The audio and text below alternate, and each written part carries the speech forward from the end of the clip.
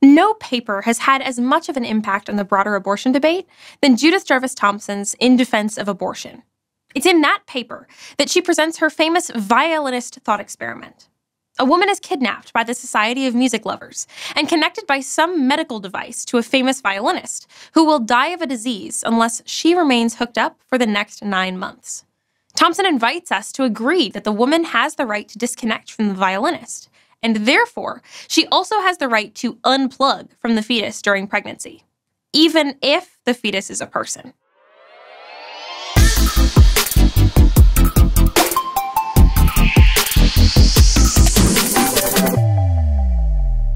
According to the violinist argument, a woman has the right to refuse the use of her body at any time for any reason. That's why Trent Horn calls arguments like the violinist thought experiment right to refuse arguments. Right to refuse arguments have an initial plausibility that some other bodily rights arguments lack. We generally believe that individuals have bodily autonomy, especially in the negative sense that they can tell people to leave their body alone. This kind of bodily autonomy is one of the ideas that helps us state why sexual assault, for example, is so clearly wrong.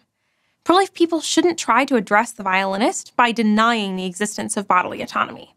Instead, we argue that even something as important as bodily autonomy has limitations. To begin this argument, we have to look a bit closer at the violinist compared to pregnancy.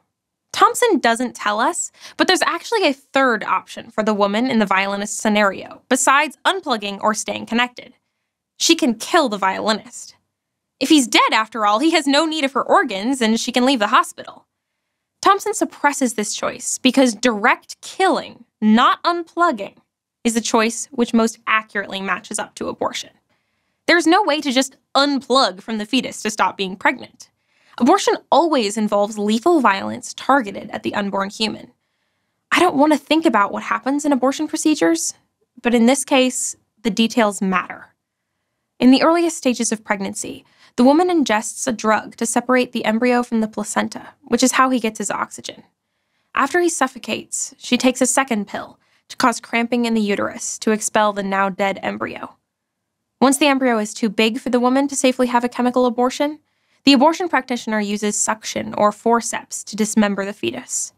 If the fetus is too big for a dismemberment abortion, he is first given a shot of digoxin to stop his heart, and then the woman gives birth to her dead baby. If someone killed a toddler by either suffocation, lethal injection, or dismemberment, no one would suggest it wasn't violence. These are lethal actions against a helpless, innocent person. Abortion is not merely unplugging, it is killing. And Thomson assumes, for sake of argument, that the fetus is a person. The only way to justify abortion through bodily autonomy is to argue that bodily autonomy gives you something like the right to kill in certain circumstances. And that's precisely what the pro-life position denies. We do not believe that you have the right to kill people. That's the limitation that we place on bodily autonomy. You can visit equalrightsinstitute.com/bodily rights for more responses to bodily rights arguments.